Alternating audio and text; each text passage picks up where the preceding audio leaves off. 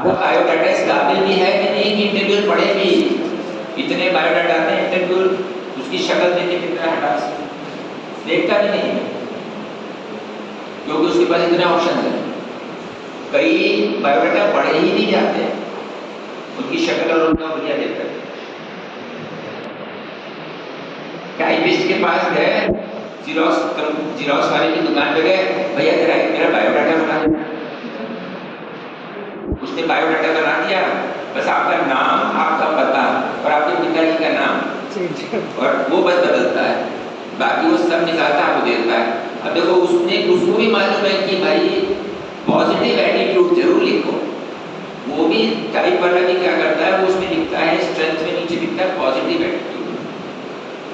अब जब हमने यहाँ पर पूछा आपसे तो एक भी कैंडिडेट को नहीं मालूम कि एटीट्यूड मतलब क्या है, और ये आपकी गलती नहीं है।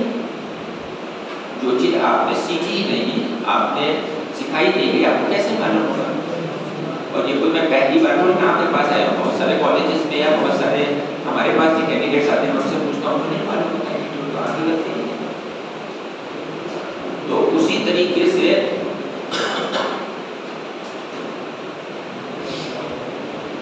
अब इंटरव्यूअर फिर पूछता है देखकर, अच्छा you have mentioned over here कि your strength is positive attitude. तो अच्छा ये बताइए कि what you understand by positive attitude. अब आप ब्लैंक हो गए तो इंटरव्यू भी समझ जाता है, अच्छा वो जीरोक्स वाले ने लिख दिया है, बायोडाटा आपने नहीं बनाया। क्योंकि जो इंटरव्यू ले रहा है is very smart, years of experience है।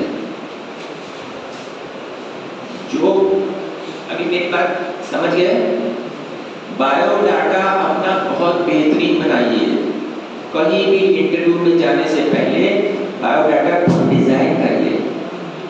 जो आपका सीवी होना चाहिए बहुत अट्रैक्टिव होना चाहिए। सीवी ऐसा हो जो आपके बारे में सब कुछ बयान कर दे, वो पढ़े। अब कहने का मतलब क्या है कि आपका सीवी डिटेल्ड होना चाहिए, एक छोटे से पेज के ऊपर, A4 साइज के पेज के ऊपर नहीं। आप अपना सारी डिटेल दीजिए, अपना एकेडमिक डिटेल दीजिए, अपने अचीवमेंट्स के बारे में लिखिए, आपका कोरिकुलर एक्टिविटीज में हो, आपका लाइकिंग्स हो, आपका स्ट्रेंथ्स हो, आपकी सब चीज़ें उसके अंदर मेंशन करिए। सिर्फ जरूरत नहीं कि एकेडमिक्स में आपने जो अचीव किया है, आपने अगर किसी कोरिकुलर एक्टिविटीज में अचीव किया है, जैसे आपने मान लीजिए डिबेट में कुछ अचीव किया है या आपने पार्टिसिपेट किया हुआ है, ये सब कम्युनिकेशन स्किल्स के लिए बहुत जरूरी होती है। अगर आपने एक्स टेम्पो टॉक में किया है, आपने स्पोर्ट्स में किया है, जिसमें भी आपका है वो सब अचीव होती है।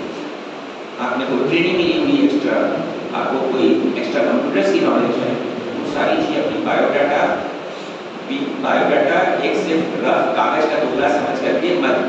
कई बार तो ऐसा होता है हमारे पास कैंडिडेट आते हैं इंटरव्यू में तो विदाउट बायोडाटा चले जाते हैं।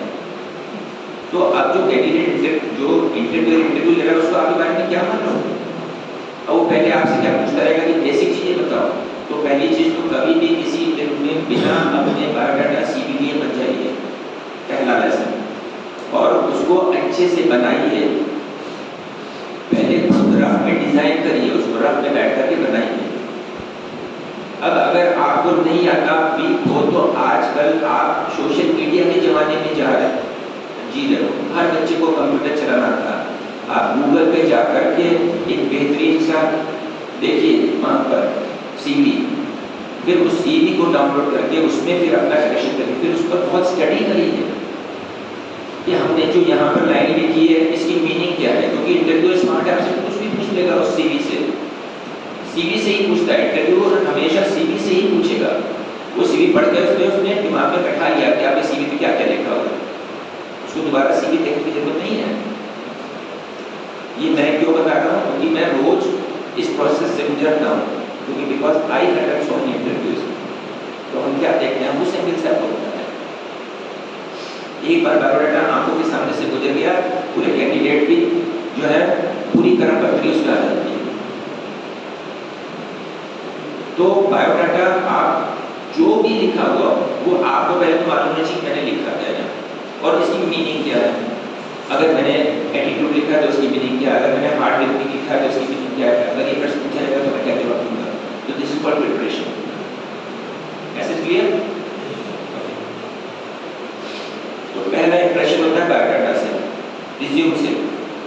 डिटेल्ड होना चाहिए, जो भी बायोडाटा में लिखा हो वो सब आपको मालूम होना चाहिए।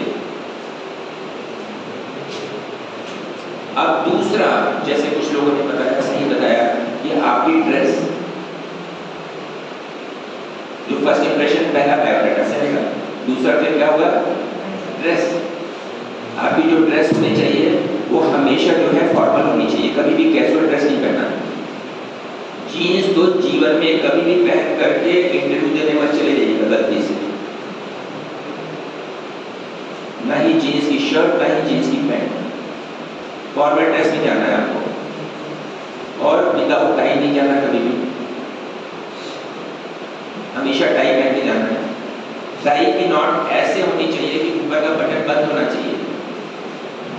आजकल बच्चे क्या करते हैं, ऊपर का बटन खोले रखते हैं, इतनी गर्मी में जब आप इंटरव्यू देने जाओगे तो ऐसे ही चल रहा होगा, तो आपको तो वैसे ही ठंड लगेगी, क्वेश्चन पूछेगा तो इसलिए पहले से बंद कर लो कि ठंड भी ना लगे। ठीक है, दिस इज नॉट फैशन कि आपने नीचे टाई डाल दिया, राइट। उसके पीछे भी लॉजिक है, मैं आपको समझा रहा हूँ, जीवन भर याद रखोगे। कोई भी इंसान जब आप अच्छी ड्रेस क्यों पहनता है,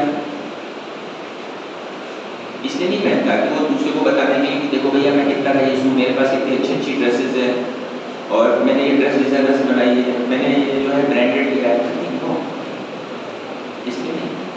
कोई भी इंसान अच्छी ड्रेस क्यों पहनता है, जब आप दूसरे के पास जाते हैं, चाहे इंटरव्यू में जाएं, चाहे आप जब जॉब करेंगे तब आप जाएंगे, तभी आपको साफ सुथरे वेल आपका शूज पॉलिश होने चाहिए, वेल ड्रेस होना चाहिए। क्यों? उसके पीछे सिर्फ एक ही रीजन है। सपोज मान लीजिए मैं आपके पास यहाँ पर मैं आया स्पीकर प्रोग्राम के लिए, सेमिनार करने के लिए, तो मैं कुर्ता पजामा भी पहन करके आता तो आपके डायरेक्टर सच में ना बदलते है ना। मैं लोअर और अपर में आता, टी शर्ट पहनकर तो भी आपके डायरेक्टर सच नहीं बदलते, लेकिन नहीं, मैं क्यों आपके लिए टाई पहन करके आया हूँ, मैं बिना टाई के भी आ सकता था, because I have respect for you. जब भी आप अच्छी ड्रेस पहनते हैं या अच्छे बन जाते हैं तो सिर्फ आप एक ही चीज डिस्प्ले करते हैं, हमेशा जीवन में याद रखिए कि आप दूसरे को इज्जत दे रहे हैं, शो नहीं कर रहे हैं कि मैं इसलिए पहन के आया हूँ कि हमें दिखाना है। तो इसीलिए जब आप एक कैंडिडेट हैं, एक इंटरव्यू देने जा रहे हैं और आप इंटरव्यू को रिस्पेक्ट नहीं दे रहे, टाई यहाँ लटकी हुई, वो तो पहले जगह है, ये कैसा कैंडिडेट, पहला इंप्रेशन खत्म हो गया, तो आप उसको रिस्पेक्ट दे रहे हैं, राइट। ये आपका इंप्रेशन पड़ेगा कि आप इंटरव्यूअर को रिस्पेक्ट दें। और आज के बाद हमेशा जीवन में ध्यान रखें कि जब भी आप अच्छी ड्रेस पहनते हैं, सिर्फ इसलिए चाहे आप पार्टी में जा रहे हैं, आप जॉब पे जा रहे हैं, आप ऑफिस जा रहे हैं, इट इज बिकॉज वो आपका वर्किंग प्लेस है, उसकी आप इज्जत करते हैं। तो इज्जत करते हैं इसलिए आप साफ सुथरे होकर के अच्छी वेल ड्रेस होकर के जा रहे हैं, तब नहीं, उसके अलावा कोई लॉजिक नहीं होता।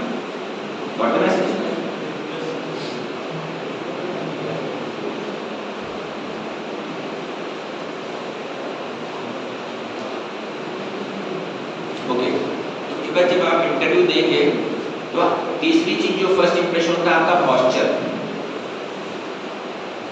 पहला आपको बताया बायोडाटा, दूसरा आपको बताया योर वेल ड्रेस्ड, तीसरा आपको बताया पॉस्चर।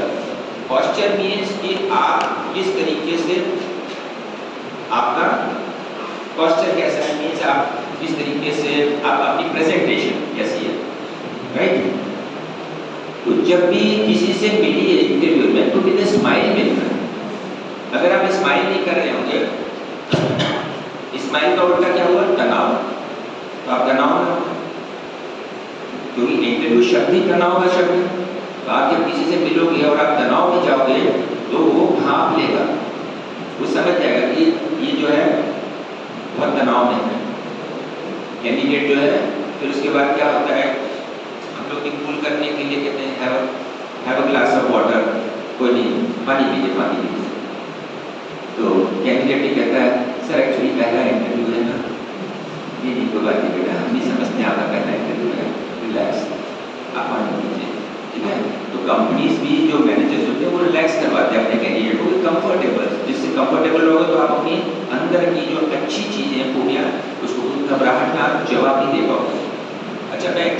प्रश्न पूछता है कौन इंसान स्माइल कर सकता है, बताइए वो कौन इंसान है जो स्माइल करता है? जल्दी बताइए, टाइम कम है।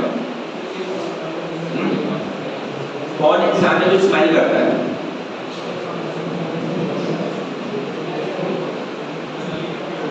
चलिए मैं बताता हूँ। सिर्फ वो ही दुनिया में इंसान स्माइल कर सकता है जिसको अपने ऊपर कॉन्फिडेंस हो। घबराया हुआ इंसान के मुंह से स्माइल निकलेगी? तो आपको मालूम है कि मुझे कुछ नहीं आता, मेरी फार्माकोलॉजी बहुत वीक है, मैं भले भी फार्मा पढ़ लिया मैंने, मुझे नॉलेज बहुत पुअर है, लेकिन जब आप इंटरव्यूअर को तो नहीं मालूम ना कि आपकी नॉलेज पुअर है, आपको ही तो मालूम है। असली तो आपको अपने बारे में आपको मालूम है, तो मुस्कुरा के जाओ तो वो समझेगा कॉन्फिडेंट है। ये एक आर्ट है, स्माइल में से नाम है। और हम लोग के पास जब कैंडिडेट आते हैं तो हमेशा हमारे ईयर्स ऑफ हमने जो देखा है कई वर्षों में, वो कैंडिडेट हमेशा सफल होता है कि जो मुस्कुराता है।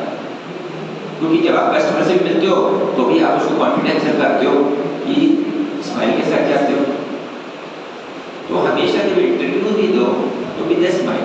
स्माइल में लाफ नहीं करना, हंसना नहीं है, एक हल्की सी चेहरे पर कॉन्फिडेंस से करना चाहिए, स्माइल होनी चाहिए, टेंस नहीं होना चाहिए फेस, राइट? ये ध्यान रखना। अब ये तो मैंने आपको बताया कि जो इनिशियली ये चीजें जो सब कर सकते हैं यहाँ पर, अब आपको क्योंकि कॉन्शियस कर दिया तो अब ये तो इसमें तीनों जो चीजें ये आपके अपने हाथ की चीज है, ये आपको तैयारी करके जानी है। जब भी आप इंटरव्यू करो आपको अपने ड्रेस का ध्यान रखना, आपको अपने बायोडाटा बहुत अच्छे से बनाना है, जब भी आपको सीवी देनी है अपने पोस्चर का ध्यान रखना है, राइट? शूज वगैरह आपके वेल पॉलिश होने चाहिए। स्माइल कर सकते हैं। अब देखिए, अब मैं मेन प्रश्न पे आता हूँ, जो नॉर्मल जो प्रश्न होता है, जो आप कल इंटरव्यू में जाएंगे तो आप देखेंगे कि यही क्वेश्चंस नॉर्मली पूछे जाते हैं। तो मैं अब उन क्वेश्चंस की आपको तैयारी कराऊंगा कि आपसे जो प्रश्न पूछे जाएंगे इंटरव्यूज में, तो क्या प्रश्न पूछे जाते हैं और आपको क्या जवाब देना है, दैट इज वेरी इंपॉर्टेंट।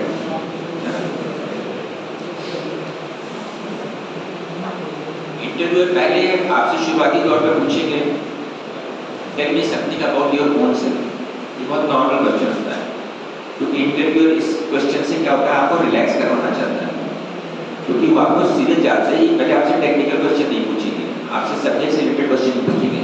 पहले आपको रिलैक्स करवाने के लिए इंटरव्यूअर हमेशा आपसे क्वेश्चन पूछेंगे tell me something about your own self, अपने बारे में बताइए। अब देखिए क्या होता है, इसका जवाब लोग कैसे देते हैं। Sir my name is Bablu, my father Ramlal, my mother Sita Devi, I 2 brother 1 sister. ये आप अपने बारे में बताएं, कैसे सेलेक्ट हो जाओगे आप बताओ।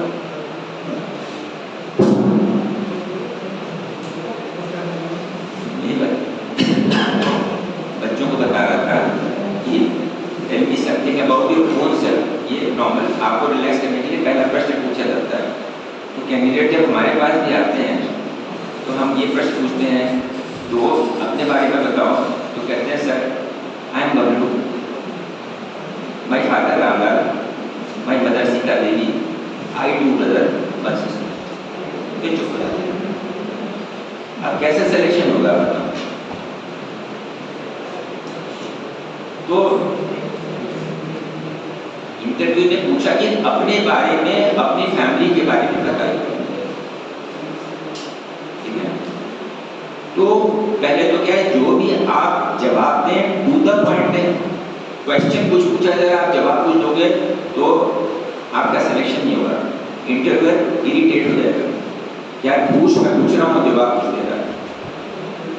अगर आप कोई क्वेश्चन नहीं समझ पाए हो तो आपको फुल राइट है पूछने का कि सर क्या आप अपना मुझे फिर से समझा सकते हैं क्या पूछना चाहते हैं। इंटरव्यूअर कभी नहीं नाराज होगा, ना ही उसको बुरा लगेगा, उसको और खुश होगा ये कैंडिडेट पूछ रहा है तो ये सही जवाब देना चाहता है। आप उससे दोबारा पूछ सकते हो कि sir I could not understand your question.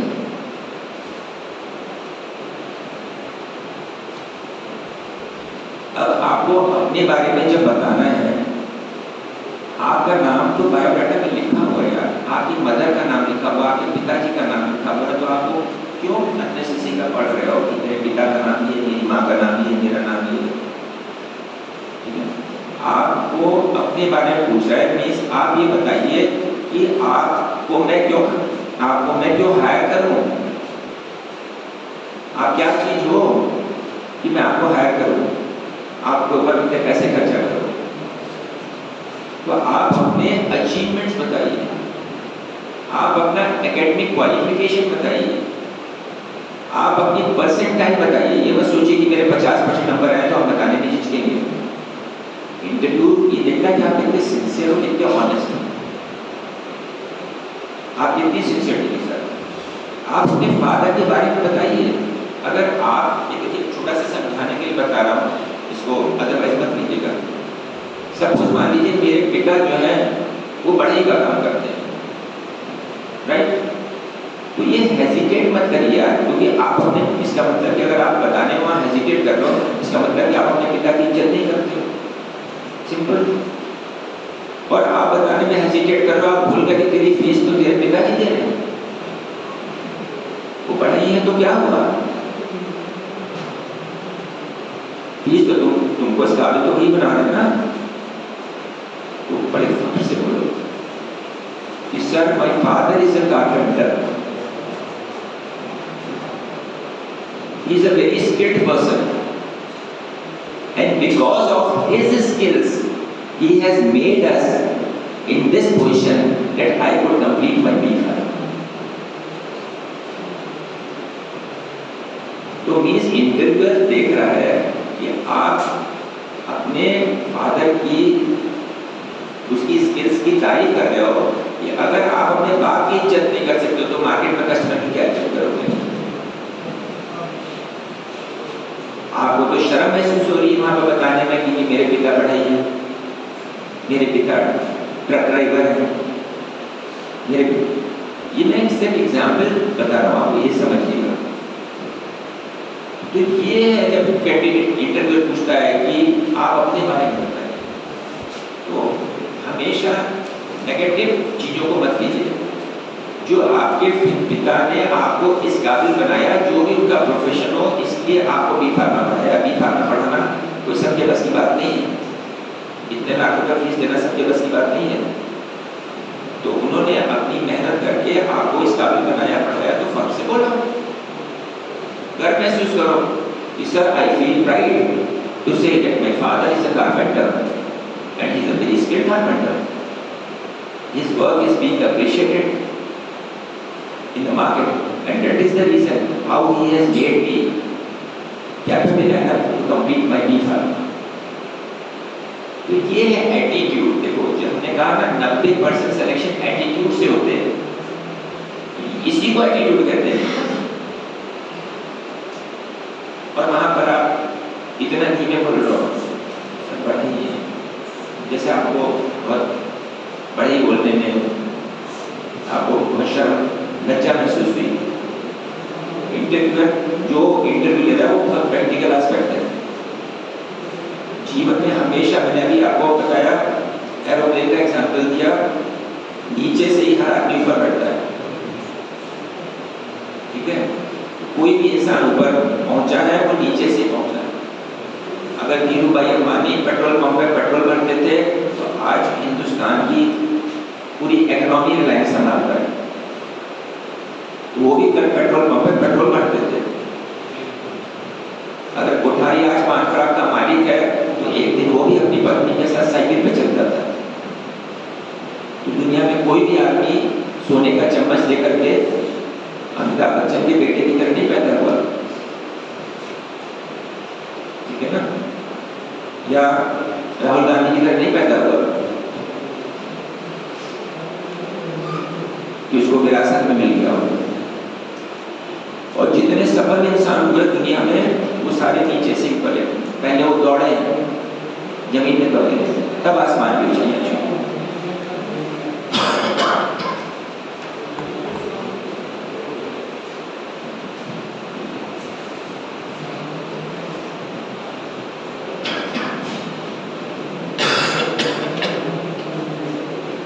जब भी, अब मैं फिर से रिपीट करूंगा इस क्वेश्चन को, क्योंकि ये सबसे पूछा जाएगा, बहुत इंपॉर्टेंट है कि tell me something about your self. जब आपसे पूछा जाए तो अपने बारे में डिटेल बताना है, नाम इंपॉर्टेंट नहीं है। आप यहाँ से शुरू कर सकते हैं कि सर माई सेल्फ अंकित, उसके बाद I completed my class 10 from this school with this much of percentage. I did my 12th from this school with this much percentage. I did my graduation from DJ College of Pharmacy. I completed my B Pharma with this much average percentile. तो इस तरीके से आप अपने बताइए। फिर उसके बाद आपकी जो एकेडमिक्स क्वालिफिकेशन हो वो मुझे नहीं मालूम है, आपको अपनी स्वयं की मालूम है, उसके लिए आप प्रिपरेशन करके जाइए कि मुझे इस तरीके से प्रेजेंट करना है। फिर उसके बाद आप वहाँ पर बताइए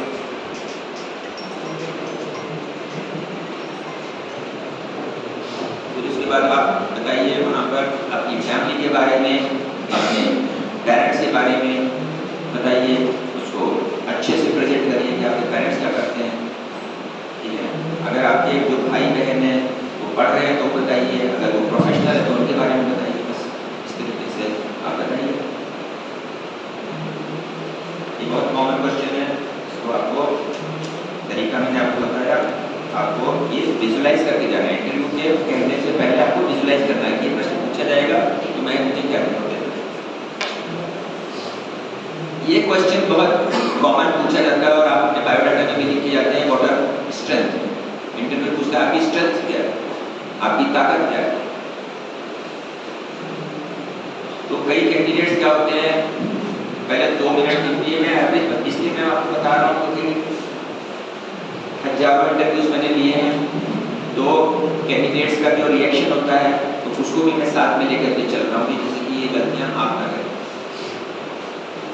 कैंडिडेट्स इसमें क्या होता है, जब पूछते हैं कि व्हाट आर योर स्ट्रेंथ्स, तो कैंडिडेट्स सोचने लगते हैं, तो इसके बाद थोड़ी देर सोच करके फिर बताएंगे, कोई कुछ कहेगा, कोई कुछ कहेगा, ठीक है। आपसे भी हम यहाँ पूछे व्हाट आर योर स्ट्रेंथ, तो कोई कुछ बताएगा, कोई कुछ बताएगा, और यहाँ पर 20 चीज़ें निकल करते आएंगी।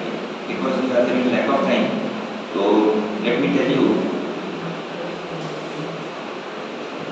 सारी स्ट्रेंथ तो बता देते हैं, लेकिन जो बताना चाहिए वो नहीं बताते।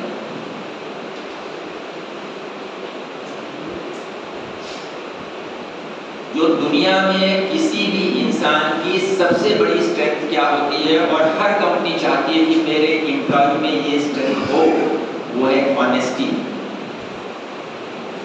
वो है ऑनेस्टी, ईमानदारी। दुनिया का ऐसा कोई एम्प्लॉयर नहीं चाहेगा कि मेरा जो एम्प्लॉय हो वो ऑनेस्ट ना हो, वो डिसऑनेस्ट हो।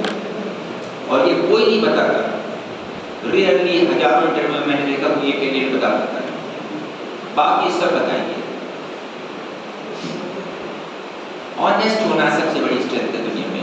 आपके पास 50 अच्छी चीजें हैं, लेकिन अगर आप ऑनेस्ट नहीं है, सब बेकार है। और दूसरी जो सबसे बड़ी स्ट्रेंथ है, अगर कोई इंटरव्यू पूछता है टेल मी योर 2 स्ट्रेंथ्स, बस 2 स्ट्रेंथ बताओ, 3 नहीं, और एक मत बताओ क्योंकि 2 पूछी है, तो बताओ sir I am a very honest person and I never tell lie, मैं कभी झूठ नहीं बोलता। ये सब, इससे बड़ी कोई किसी की स्ट्रेंथ हो ही नहीं सकती।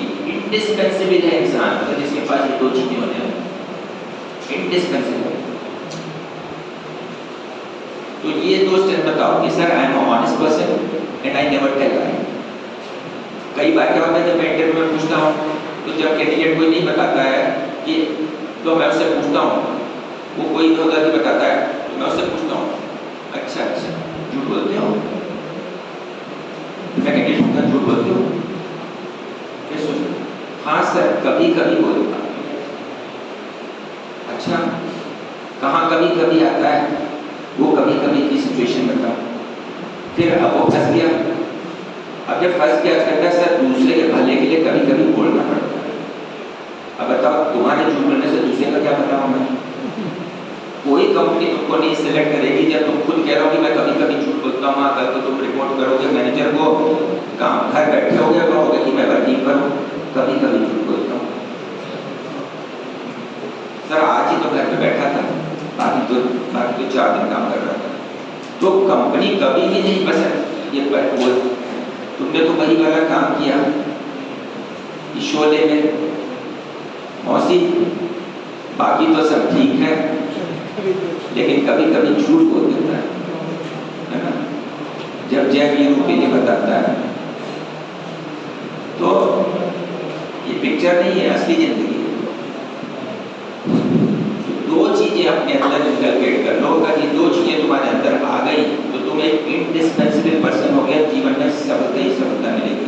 एक ऑनेस्टी बहुत जरूरी है, कोई भी एम्प्लॉय चाहता है हमारा भी एम्प्लॉय हो ऑनेस्ट हो, ईमानदार हो। और दूसरा झूठ बोलता हूँ, क्योंकि एक झूठ के लिए तुम्हें 4 झूठ और बोलने पड़ेंगे, लेकिन एक सच के लिए तुम्हें 4 झूठ नहीं बोलने पड़ेंगे। और तुमको कभी, ये मैं आपको बताऊँ एज ए एम्प्लॉयर, आज तक कभी भी कोई एम्प्लॉय टर्मिनेट नहीं होता है सच बोलने के लिए, नेवर। सच बोलने के लिए किसी को टर्मिनेट नहीं किया जाता है। तो अपनी ये स्ट्रेंथ बताओ, ठीक है। बचपन ये बताने के sir I am very hard worker और तमाम चीजें आप बता सकते। मैनिपुलेटिव कभी नहीं होना चाहिए, नेवर बी मैनिपुलेटिव। जो आपको क्वेश्चन पूछा जाए से कुछ कर जवाब दें।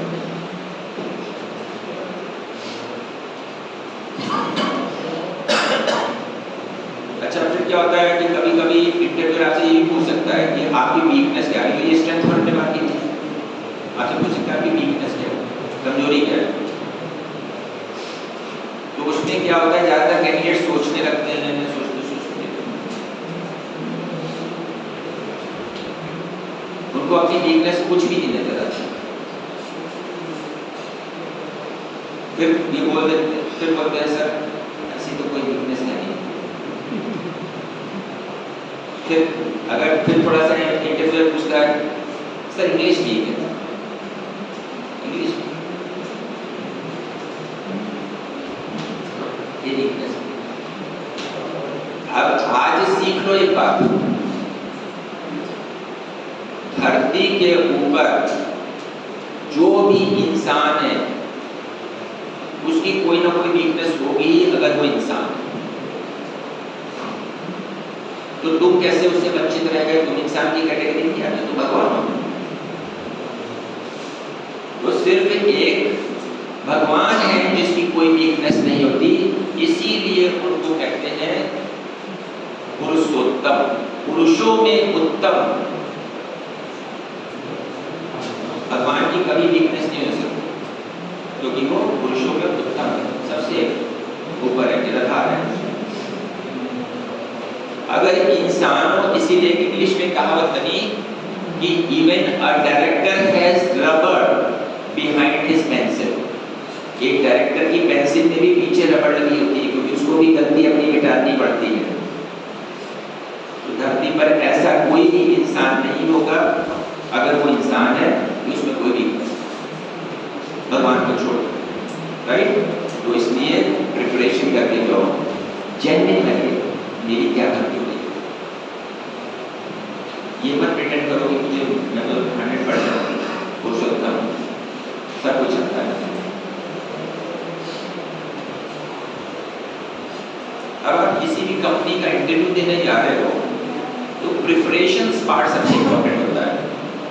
जिस कंपनी का इंटरव्यू देने जाओगे तो आपको उस कंपनी का नाम तो मालूम नहीं, तो उस नाम को सोशल मीडिया पर डालिए, कंपनी के बारे में स्टडी करिए। ऐसे नहीं कि उठाए पहुंच गए बना पर इंटरव्यू देने अपना सीवी लेकर के दीजिए सर, तो नहीं सेलेक्ट होगा। क्योंकि आप हमारे परिवार में आना चाहते हैं, आप हमारे परिवार के साथ जुड़ना चाहते हैं, आप हमारे परिवार के सदस्य बनना चाहते हैं, तो उस परिवार के बारे में तो जानो।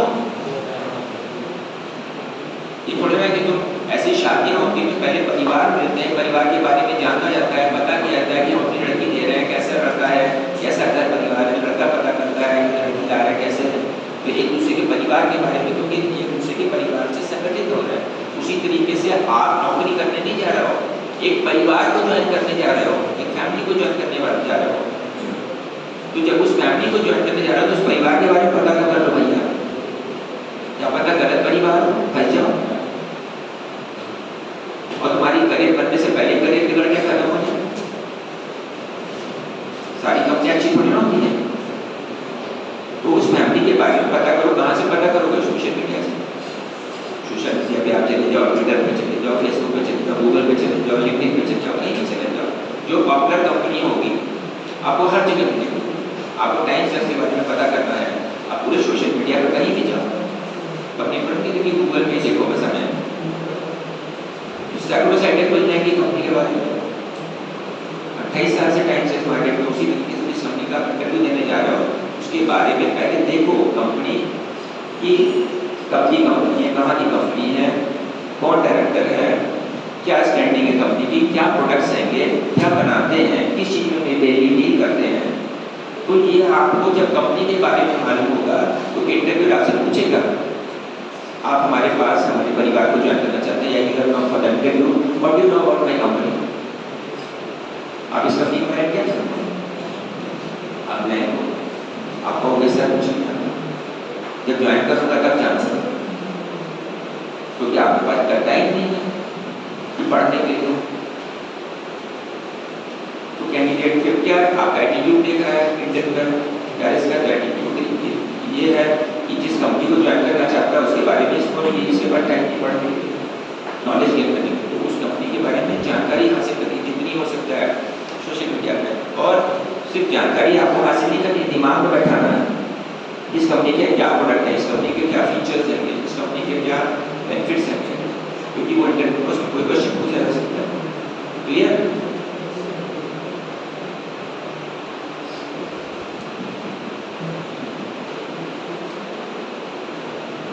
इंटरव्यूअर आपसे पूछ सकता है, ये भी प्रश्न बहुत कॉमन होता है कि 0 से 10 के स्केल पर आप अपने आप को कहाँ स्टैंड रखना चाहेंगे।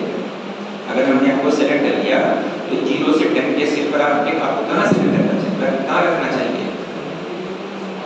तो अब इसका आंसर क्या देना है। अगर आपने ये कह दिया कि सर क्योंकि मैं फ्रेशर हूँ तो मैं अपने आप को सर 4 to 5 के स्केल पर रखना चाहूँगा, रिजेक्ट। अगर आपने उसे कहा कि sir I keep my self on the scale of 9 to 10, reject. Again मैंने क्या कहा, अंडर एस्टिमेट मत करो, ओवर एस्टिमेट करो। अभी ये बताया ना मॉर्निंग सेशन में, अंडर एस्टिमेट करोगे रिजेक्ट, ओवर एस्टिमेट करोगे रिजेक्ट, क्योंकि तुम तो कह रहे हो कि तुम तो भैया सब कुछ जानते हो, 10 में से 10, तुमने तो कोई चांस ही नहीं छोड़ा, भगवान हो तुम तो। इसको कहते हैं ओवर कॉन्फिडेंट। तो ना आपको ओवर कॉन्फिडेंट होना ना अंडर कॉन्फिडेंट होना, आपको कॉन्फिडेंट होना है। कोई भी कंपनी आपको सेलेक्ट करती है कॉन्फिडेंट कैंडिडेट को सेलेक्ट करती है, ना ओवर कैंडिडेट को कॉन्फिडेंट को, ना अंडर कॉन्फिडेंट। तो आप अपने आप को रखोगे sir definitely I would like to put my self in the scale of 7 to 8, 7 से 8 के स्केल पर मैं अपने आप को रखना चाहूँगा, because I would leave no stone unturned to prove my self to be a successful candidate for the company. मैं ऐसा कोई चीज़ नहीं छोड़ूंगा अपनी मेहनत में, अपने कार्य में, कि मैं आपकी कंपनी के लिए एक सफल इंसान बनूं। अब ये क्या है, एटीट्यूड। ये कौन सा टेक्निकल क्वेश्चन है, या कौन सा आंसर, एटीट्यूड। सिर्फ एटीट्यूड से तुम्हारा सिलेक्शन होना है। आप मुझे जॉब दो, मैं आपको अपना सब कुछ दे दूँ, ऐसा एटीट्यूड। आप मुझे जॉब दो, मैं अपना सब कुछ न्यौछावर कर दूंगा सर आपकी कंपनी के लिए, मेहनत से काम करूंगा, आपके लिए काम करूंगा, ईमानदारी से काम करूंगा, ऑनेस्टी से काम करूंगा, आपको कभी शिकायत का मौका नहीं दूंगा। तो एम्प्लॉयर ये चाहता है कि आपका एटीट्यूड क्या है। Lastly package. कभी कभी इंटरव्यूअर ट्रैक करने के लिए कैंडिडेट से पूछ लेते हैं आपकी कोई एक्सपेक्टेशन पैकेज के लिए। वो आपसे पूछा गया, कोई भी कंपनी अपना आपके लिए चेंज नहीं करेगी, आप तो फ्रेशर हो यार, beggars are not choosers, English में कहा होता है। वो आपसे इसलिए नहीं पूछ रहे हैं कि आप डिक्टेट करोगे, आप बताओगे कि सर हमें 5 लाख का पैकेज चाहिए और वो दे देंगे, लीजिए सरकार। वो सिर्फ आपसे ये इंटरव्यू की स्किल है, ये पूछ रहे हैं, आप असेस करना चाहते हैं कि आपके दिमाग ज़्यादा खराब तो नहीं है, आप अपने आप को ओवर एस्टिमेट तो नहीं कर रहे हो। तो सीधा जवाब देना है। जब वो पूछते हैं कि आपकी कोई expectation, no sir I don't have any expectation as far as salary is concerned, as far as package is concerned, sir whatever is the package of the company that is 100% acceptable to me. जो भी company का norms के अनुसार package है वो मुझे 100% acceptable है। Simple जवाब है, इससे ज़्यादा कुछ नहीं। अपना मत डिक्टेट करिए। कभी कभी क्या कैंडिडेट पूछने लगते हैं सर क्या पैकेज होगा, ये तुम तो वहाँ पर गए हो उनसे अक्रॉस द टेबल बैठ करके डिबेट करते हैं कि अगर नहीं पसंद होगा तो क्यों ज्वाइन करूँगा तुमसे। पहले तुम बताओ नहीं तुम क्या करोगे। तो पैकेज को डिक्टेट मत करिए। आप ये सोचिए कि मेरी पहली कंपनी है, मैं यहाँ पर एक अच्छा बैनर है, एक नॉन बैनर है, मुझे अपॉर्चुनिटी मिल रही है, तो पैकेज तो ठीक हो गई। ये मान के चलिए कि पैकेज तो अच्छा हो गई अगर अच्छी कंपनी तो। अगर B class A class company है तो पैकेज अच्छा होगा, सी ग्रेड कंपनी को छोड़ दीजिए। ठीक है, तो अब आप अपनी टर्म्स मत डिक्टेट करिए। आप बस ये बोलिए कि sir as per norms of the company it is acceptable to me, it will be my pleasure that you will be giving to me an opportunity. मेरे तो सबसे बड़ी खुशी यही होगी कि आप हमें एक अपॉर्चुनिटी दे रहे हैं, मुझे काम सीखने की अपॉर्चुनिटी मिली। मेरा मेन फोकस है सर कि मुझे आपकी वैल्यूएबल कंपनी में जॉब मिले, ये मेरा मेन फोकस है। तो ये एटीट्यूड है। कभी कभी क्या होता है इंटरव्यू आपसे ये भी पूछ सकता है अच्छा तुम्हें अभी तो तुम फ्रेशर हो, तुम्हें हमने सेलेक्ट कर लिया, कितने समय तक हमारे साथ काम करोगे। तो उसमें आपका जो जवाब है वो जरा सा भी हिलना नहीं चाहिए, टेढ़ा मेढ़ा नहीं होना चाहिए, आप रिजेक्ट हो जाओगे। रेडी होना चाहिए, आपके बॉडी लैंग्वेज से मालूम होना चाहिए, आपके एटीट्यूड से मालूम होना चाहिए कि आपका जो जवाब है वो स्टेबल है, मैनिपुलेटेड नहीं है, सच्चा है, दिल से आप बोल रहे हो। सर आप मुझे अपनी कंपनी में मेरे करियर के शुरुआती दौर पर आप पहली कंपनी की जो मुझे ब्रेक देंगे, तो सर जब मेरा तो अटैचमेंट आपकी कंपनी के साथ इतना होगा कि जिसने मुझे जॉब दिया मैं उसको क्यों छोड़ूंगा सर। आप उल्टा मुझसे प्रश्न पूछिए इसे मैं क्यों छोड़ूं। आपने आंसर दे कैसा कुछ मैसेज क्लियर कर दिया। सर आपने तो मुझे जॉब दिया, अपॉर्चुनिटी दी, मुझे ब्रेक दिया, तो मैं आपको क्यों छोड़ूंगा। Money is not everything. जिसने आपको सड़क से उठा करके एक जॉब दे करके आपको एक प्लेटफॉर्म दे दिया, आपको काम सिखाया, तो वो हमारे इम्पोर्टेंट है। ये आपको अपने शब्दों में बयान करना है। यही एटीट्यूड है। देखिए जो हम सारी एटीट्यूड की बात कर रहे हैं, जितनी भी हमने आपसे बात की वो दिल से बात की, यही आपका एटीट्यूड है। यहाँ पर कोई भी हमने जो प्रश्न पूछे इसमें कोई टेक्निकल रीजन नहीं है। हमने ये नहीं पूछा कि फार्माकोलॉजी क्या है, ठीक है, वो मैंने आपको बताया कि बीच में प्रश्न पूछे जाएंगे। This is all. जो मेन प्रश्न पूछे जाते हैं वो मैंने आपको सारे बताए। अब ये प्रश्नों को आप अपने दिमाग में बैठा लीजिए, घर जा करके उसको आप नोट करिए, उसके बाद आप इस पर वर्कआउट करिए, अपने दिमाग को दौड़ाइए। मैंने क्या कहा था कि अगर दिमाग का काम नहीं करोगे, दिमाग का इस्तेमाल नहीं करोगे तो उसमें भी जंग लग जाएगी, उस आयरन की तरीके से इसका इस्तेमाल नहीं होता। तो अब घर जाकर के आप इस पर सोचिए। पहले तो अपना बायोडाटा बहुत अच्छा से बनाइए, सीवी बहुत बढ़िया बनाइए, उसके बाद कंपनी के जहाँ कंपनी का इंटरव्यू देने जा रहा है उसके बारे में पढ़िए। कंपनी नहीं कहेगी मेरे बारे में पढ़ो, कोई कंपनी नहीं कहेगी, आप उसके बारे में पढ़िए, जानकारी हासिल करिए। प्रिपरेशन सबसे इंपॉर्टेंट एस्पेक्ट होता है जीवन में, समझिए।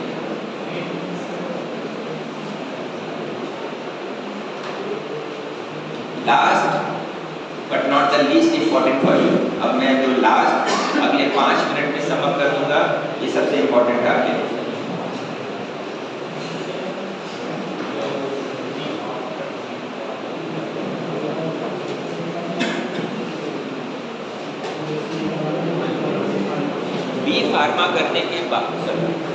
फार्मा करने के बाद आप कितने एवेन्यूज आपके लिए खुल गए ये देखिए। वो एक एक करके मैं आपको बताऊंगा कि बी फार्मा करने के बाद कैंडिडेट्स को कितनी अपॉर्चुनिटीज है। एक जॉब नहीं है, मल्टीपल जॉब्स हैं। तो बहुत सारे कैंडिडेट्स ऐसे होंगे जिन्होंने सोचा नहीं होगा, जो अब सोच सकते हैं कि ये सारे एवेन्यूज हैं जहाँ पर मैं उसको अपना पैशन बना करके अप्लाई कर सकता हूँ। राइट, पहला आप बी फार्मा करने के बाद कम्युनिटी फार्मासिस्ट बन सकते हैं। जो गवर्नमेंट ऑर्गेनाइजेशंस होती हैं, एनजीओज होते हैं, मीन्स नॉन प्रॉफिटेबल जो कंपनीज होती हैं, तो वो क्या करते हैं, दवा वितरण करवाते हैं। जैसे सपोज मान लीजिए कोई एपिडेमिक आ गई, कोई फ्लू हो गया, कोई आंखों में कंजक्टिवाइटिस का केस हो गया, तो वो क्या है कि जो एनजीओज होते हैं, नॉन प्रॉफिटेबल ऑर्गेनाइजेशंस होती हैं, जैसे सपोज मान लीजिए छोटा सा समझाने के लिए लायंस क्लब है, रोटरी क्लब है, तो ये एनजीओज होते हैं। उसी तरीके से गवर्नमेंट ऑर्गेनाइजेशंस हैं, वो दवा वितरण कराने के लिए फार्मासिस्ट को हायर करते हैं, वो परमानेंट होते हैं। दूसरा, हॉस्पिटल फार्मासिस्ट आप जानते हैं, बी फार्मा या डी फार्मा लेते हैं। प्राइमरी केयर फार्मासिस्ट होते हैं, यानी कि असिस्टेंट ऑफ डॉक्टर्स, जो डॉक्टर्स के अंडर में काम करते हैं उसको असिस्टेंट प्राइमरी केयर फार्मासिस्ट होते हैं। फार्मास्यूटिकल इंडस्ट्री में क्लिनिकल ट्रायल के लिए सेलेक्ट किए जाते हैं। क्लिनिकल ट्रायल्स, जो कंपनीज होती हैं अपने ट्रायल्स कराती हैं, मार्केट के अंदर सर्वे वर्क कराते हैं, उसके लिए उनके फॉर्मेट्स होते हैं, क्वेश्चनर्स होते हैं। बहुत बड़ी बड़ी कंपनियां जैसे सिप्ला, कैडिला, ये हायर करते हैं। फार्मास्यूटिकल इंडस्ट्री क्लिनिकल ट्रायल के लिए सेपरेट डिवीजन होती है, सेपरेट एम्प्लॉइज दिए जाते हैं। इसके बाद मिलिट्री फार्मासिस्ट होते हैं, आर्मी में, नेवी में, एयरफोर्स में, वहाँ पर भी जो हॉस्पिटल्स होते हैं आप सबको मालूम है, पुलिस में, पुलिस लाइन में, जेल में, हर जगह फार्मासिस्ट होते हैं, गवर्नमेंट फार्मासिस्ट होते हैं। हर जेल के अंदर एक हॉस्पिटल होता है, उसमें फार्मासिस्ट की पोस्ट होती है। हर पुलिस लाइन में एक हॉस्पिटल होता है, उसमें फार्मासिस्ट की पोस्ट होती है। हर आर्मी हेडक्वार्टर्स पे बहुत सारे हॉस्पिटल्स होते हैं, नेवी में हॉस्पिटल्स होते हैं, वहाँ के लोकल एम्प्लॉयज़ के लिए उसमें फार्मासिस्ट दिए जाते हैं। मेंटल हेल्थ फार्मासिस्ट यानी कि जो साइकोट्रॉपिक हॉस्पिटल होते हैं, जिसको कहते हैं पागलों का हॉस्पिटल, तो वहाँ पर फार्मासिस्ट दिए जाते हैं जो दवाई देने का काम करते हैं। हेल्थ इंस्पेक्टर लिए जाते हैं। हेल्थ इंस्पेक्टर तो बी फार्मा भी लेते हैं और डिफरेंट एजुकेशनल दूसरे क्वालिफिकेशन से भी लेते हैं। हेल्थ इंस्पेक्टर आप जानते हैं उनको कहते हैं, हेल्थ इंस्पेक्टर्स कहते हैं कि जो स्कूल्स में, कॉलेजेस में, होटल्स में, रेस्टोरेंट्स में, पब्लिक प्लेसेस पर, वहाँ पर जाकर के हेल्थ इंस्पेक्टर जो है वहाँ की हाइजीनिक कंडीशंस, उसके बाद वहाँ की canteens, restaurants, hotels, 5 star hotels, वहाँ पर जाकर के चेक करते हैं कि प्रॉपर हाइजीनिक कंडीशंस है कि नहीं, खाने के लिए भी और जो वॉशरूम्स वगैरह, ये सारी चेकिंग होती है। ये हेल्थ इंस्पेक्टर का काम होता है। ड्रग इंस्पेक्टर्स आप जानते हैं, जो DI होते हैं, हर डिस्ट्रिक्ट के अंदर ड्रग इंस्पेक्टर्स होते हैं। अगेन उसके लिए बी फार्मा कैंडिडेट्स ही लिए जाते हैं। केमिस्ट शॉप या चेन ऑफ फार्मेसी होती है, जैसे अपोलो है, टाटा है, तमाम जो बड़े बड़े ऑर्गेनाइजेशन हैं उनकी अपनी चेन ऑफ शॉप्स हैं, और उसमें जो बी फार्मा होते हैं they play a very good role. और उसमें भी क्या, उनके भी प्रमोशंस होते हैं, उसमें भी मैनेजर्स होते हैं, जो क्योंकि उसमें कोई मालिक नहीं बैठता है। जितने भी जो चेन ऑफ केमिस्ट शॉप्स होते हैं उसमें हर एक केमिस्ट शॉप में 5-6 एम्प्लॉइज होते हैं, उसमें एक मैनेजर होता है, हेड होता है, और वो बी फार्मा कैंडिडेट को ही पसंद करने लेते हैं जो पूरा कंट्रोल कर सके। उसके बाद ओनर ऑफ केमिस्ट शॉप, अगर आप अपने बिजनेस जाना चाहते हैं, बिजनेस में एंटर करना चाहते हैं, तो आपको सभी को मालूम है कि लाइसेंस कंपलसरी होता है। जब तक अगर आपके पास बी फार्मा या डी फार्मा का लाइसेंस नहीं होगा आप केमिस्ट शॉप नहीं खोल सकते हो as per norms of government, तो आप वहाँ नहीं जा सकते। इसके अलावा मैन्युफैक्चरिंग यूनिट्स में जो जितनी भी फार्मास्यूटिकल कंपनी है, क्या आपको मालूम है more than 30,000 pharmaceutical companies running in the country. Hindustan के अंदर 30,000 से भी ज़्यादा फार्मास्यूटिकल कंपनियां रन कर रही हैं। तो सोचिए आपके पास कितना बड़ा जॉब अपॉर्चुनिटी है फार्मास्यूटिकल कंपनीज में। उसमें आप QC डिपार्टमेंट में जा सकते हैं, क्वालिटी कंट्रोल में जा सकते हैं, आप फार्मासिस्ट की पोस्ट के लिए जा सकते हैं, आप ड्रग टेक्नीशियन की पोस्ट के लिए जा सकते हैं। तो तमाम जो यूनिट्स के अंदर पोस्ट होती है आप उसके लिए अप्लाई कर सकते हैं। इसके बाद आप फार्मास्यूटिकल कंपनी में सेल्स और मार्केटिंग में जा सकते हैं। सेल्स और मार्केटिंग में क्या है कि जैसे आप मेडिकल रैप का जॉब कर सकते हैं, आप medical sales officer, medical professional sales officer, professional sales representative, ये सिर्फ डेजिग्नेशन आ रहा है लेकिन काम एक ही है, एमआर का काम है, मार्केटिंग का काम है, राइट। और अगर आप जैसे किसी ने उस समय पूछा था तो मैंने उस समय जवाब नहीं दिया था, अभी जवाब दे रहा हूँ कि अगर आप सिर्फ अकेले बी फार्मा और एम फार्मा करने के बाद पूछा था कि डिफरेंस क्या होगा, देखिए बी फार्मा करने के बाद एम फार्मा करना तभी ठीक है कि जब अगर आप एकेडमिक्स में आपका इंटरेस्ट हो, कि जैसे आपको नॉलेज सब्जेक्ट की बहुत हो, आपने पढ़ाई हकीकत में की है कि आपको मालूम हो कि आप बच्चों को पढ़ा सको कॉलेज में, एकेडमिक्स मीन्स आप टीचिंग लाइन में जाना चाहते हो, तो अब आप एम फार्मा करिए, फिर आप आगे पीएचडी कर सकते हो। तो जब आप एकेडमिक्स में जाना चाहते हो तो एम फार्मा करके अपना समय बर्बाद करिए, मैं हमेशा सबको यही राय देता हूँ। अदरवाइज आप बी फार्मा हो या एम फार्मा हो, अगर आप फार्मास्यूटिकल मार्केटिंग में जाना चाहते हो तो एम फार्मा हो, कभी एमआर बनोगे, मैनेजर नहीं बन पाओगे, क्योंकि हवाई जहाज उड़ने से पहले जब मेरे मैनेजर का जॉब मिला, आपको डायरेक्ट कैसे मैनेजर को बना देगा, आप कर लो एम फार्मा, उससे क्या लेना देना, राइट। तब आप क्वालिटी कंट्रोल में जा सकते हो, है ना, आप टेक्निकल जॉब में जा सकते हो, राइट, यूनिट के अंदर, तो वहां जा सकते हो, लेकिन मार्केटिंग में जाना यूजलेस। तो मैं हमेशा ये सजेस्ट करता हूँ कि अगर आपने बी फार्मा किया है तो, और अगर आप अपने करियर को वाकई में उड़ान भरना चाहते हो तो उसके बाद एमबीए कर लो, उसके बाद एमबीए कर लो।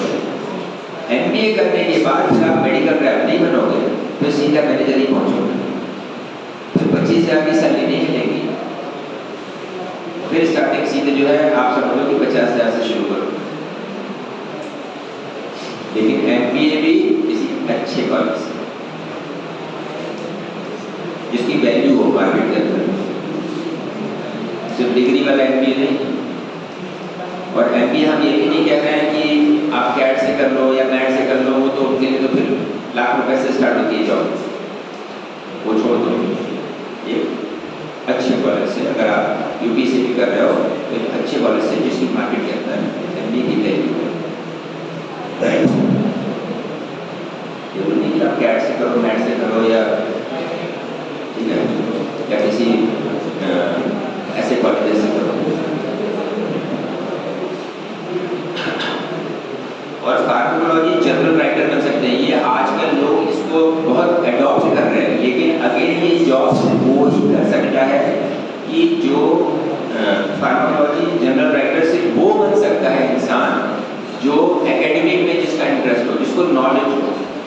देखिए यही मैंने आपसे बता रहा है कि पढ़ाई इसलिए कतई मत करो कि बस एग्जामिनेशन पास करना है, पढ़ाई इसलिए करो कि नॉलेज गेन करना है।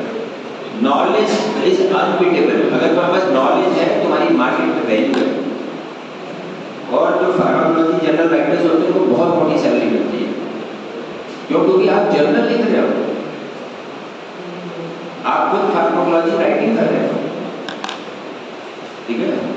और मल्टीनेशनल कंपनीज में इस जॉब मिलती है, एमएनसी जो है वो हायर करती हैं बी फार्मा, एम फार्मा, और जिनको कंप्यूटर के साथ में नॉलेज होना जरूरी है, एकेडमिक्स में नॉलेज होना जरूरी है, क्योंकि आपको कुछ जर्नल लिखना होगा, आपको सब्जेक्ट, आपका मैनेजर आपको सब्जेक्ट देगा, आप उसके ऊपर राइट रोज आप जैसे अब आप सुनते हो ना कि हाइब्रिड वर्किंग हो रही है कि 2 दिन आपको ऑफिस जाना है, 3 दिन घर में काम करना है, तो इसी तरह होती है, क्योंकि आपको क्या है घर में बैठ के काम करना है, सारा काम कंप्यूटर पे करना है, या वर्क फ्रॉम होम चल रहा है, वर्क फ्रॉम होम से आपको घर में करना, ऑफिस जाने की जरूरत नहीं, क्योंकि आपको तो जर्नल लिखना, ऑफिस में जाकर के लैपटॉप खोल के लिखोगे, घर में भी लैपटॉप खोल के लिखोगे।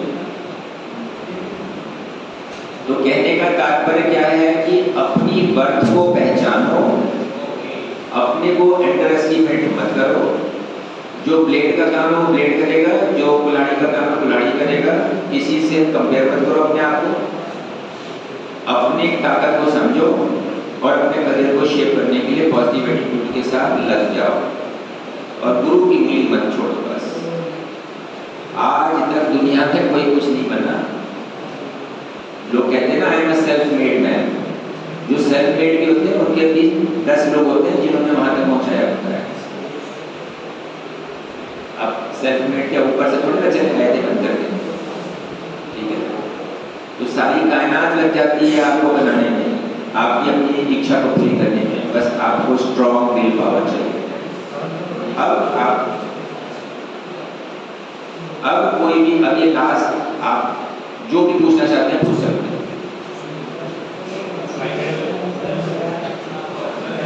आप पूछिए। क्या चीज? डी फार्मा के बाद एमबीए नहीं कर सकते, क्योंकि डी फार्मा के बाद आपको बीबीए करना पड़ेगा, क्योंकि डी फार्मा जो है अंडर ग्रेजुएट डिग्री होती है और एमबीए सिर्फ ग्रेजुएशन के बाद किया जाता है। बीए किया हुआ है तो 100% कर सकते हो, 100% है, 100% उतनी वैल्यू होगी। आप अभी देखो इतना समझाया, लेकिन फिर वहीं खड़े हो, अपने आप को अंडर एस्टिमेट मत करो। अभी तो बताया कि अंडर एस्टिमेट मत करो, 5 मिनट में ऐसा नहीं करो। 1 मिनट में आपको पहले जवाब देता हूँ इसका, पहले पूरी तरीके से आपको सेटिस्फाई करो, जिससे कि आप फिर दोबारा ऐसी नेगेटिव बात मत करो। दिल्ली यूनिवर्सिटी से सेंट स्टीफन कॉलेज के अंदर बीए की, मालूम है बीए करने के लिए पर कितनी परसेंटेज की कट लिस्ट बनती है? पूछना किसी से। तो बीए करना दिल्ली यूनिवर्सिटी के एक अच्छे कॉलेज से तुमको 90% से ऊपर मार्क्स लाना पड़ेगा। तो क्यों सोच रहे हो कि हमने बीए किया है तो क्या हुआ? बीएससी कर लेते तो क्या हो जाता? बीएससी का, चलो बताओ बीएससी के फार्मूले का एमबीए में क्या रोल है? कुछ नहीं, 0। बीए का रोल है, ठीक है। तो और बताइए क्या पूछना है?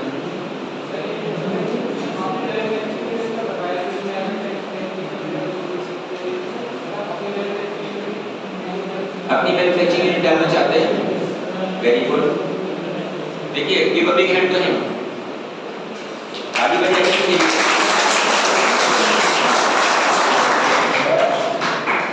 मोदी जी ने अगर नहीं सोचा होता तो चाय वाले होते, देशी प्रधानमंत्री नहीं होते। यही आपको बताया, थिंक बिग, बड़ा सोचो। जब तक अगर तुमने अपने अंदर विचार ही नहीं लाए, जिस जमाने में मैं फाइजर में काम करता था, प्लीज प्लीज प्लीज आपने हिंदी बात बता रहा हूँ, सुनिए, साइड टॉक बात में कर लीजिए। जिस जमाने में मैं फाइजर में काम करता था तो मैं लोगों से ये कहता था, अपने दोस्तों से, या कि एक दिन मेरी कंपनी होगी, तो मेरे रिश्तेदार भी हंसते थे। तो इतनी बड़ी कंपनी, इतनी इंडिया की बिगेस्ट पेइंग कंपनी में मैं काम कर रहा था, जिसका उससे बड़ा पैकेज ही किसी का नहीं था, सिक्योर्ड जॉब। तो लोग हंसते थे, रिश्तेदार भी हंसते थे, भाई इतना बड़ा रिस्क कैसे लोगे, अपनी कंपनी ज्वाइन करोगे? तो रिस्क लिया, इसीलिए आज यहाँ पर हूँ, ठीक है। तो जब तक बड़ा नहीं सोचोगे कुछ नहीं बन पाओगे। Think big. I really appreciate कि आपने कहा कि मैं अपनी कंपनी लॉन्च कर सकता हूँ, बिल्कुल कर सकते हो, लेकिन मैं हमेशा ये भी लोगों से कहता हूँ कि वो मूर्ख होते हैं जो देख रहे हैं कि सामने आग जल रही है, हम पहले देखेंगे ये जलूंगा क्या नहीं जलूंगा। तो पहले एक्सपीरियंस होना जरूरी है। अगर तुम्हारे पास एक्सपीरियंस नहीं है और तुम्हारे पिताजी के पास अथाह पैसा है कि तुम उसको डुबो दो, तो वो समझो डुबो ही गई, मिलेगा कुछ नहीं। क्योंकि एक यूनिट डालने के लिए कम से कम 3 से 4 करोड़ रुपए ये मिनिमम बता रहे हैं, इतना पैसा आपको कैपिटल चाहिए। क्योंकि 800 गज से नीचे तो आप यूनिट ही नहीं डाल सकते हो एलोपैथ में। तो 800 गज की जमीन की जरा कीमत सोच लो क्या होगी। पहले तो गांव में भी लोग, तो आजकल गांव में भी कितनी महंगी जमीन हो गई है, तो करोड़ों में तो जमीन ही होगी। उसके बाद फिर जो ये प्लांट्स होते हैं बहुत कॉस्टली होते हैं, गवर्नमेंट के नियम के अनुसार आपको सारा बनाना होगा, that is a very expensive affair. लेकिन हम आपको कहीं भी निराश नहीं कर रहे हैं, इसीलिए आपके लिए तालियां बजवाई, आगे बड़ी सोच रहे, अच्छी सोच रही है, लेकिन उसके लिए एक्सपीरियंस बहुत जरूरी है हमेशा किसी भी इंसान को। तो मैंने अपने जीवन से रिस्क कतई नहीं लिया था। जब मैं फाइजर था मैंने रिस्क कभी नहीं लिया, मैंने कैलकुलेटिव रिस्क लिया, क्योंकि मुझे अपनी बर्थ मालूम थी, मैं अपनी बर्थ जानता था, मेरे रिश्तेदार कैसे मेरी बर्थ जानेंगे, मेरे दोस्त कैसे मेरी बर्थ जानेंगे। मैं जानूंगा ना कि मैं क्या चीज़ हूँ, मैं क्या कर सकता हूँ। मैंने अपनी अर्थ जानी, मैंने रिस्क लिया, लेकिन कैलकुलेटिव रिस्क लिया। इस सफलता पाना मेरे अपने हाथ की चीज़ है, सफलता मिल गई। तो लेकिन आपको स्टेप बाय स्टेप पहले एक्सपीरियंस चाहिए। तो एक्सपीरियंस गेन करिए, फिर आप जो भी आपके अपने पैशन है, जो भी सपने, उसको पूरा करने को दिक्कत। Okay, please sit down. Anyone else?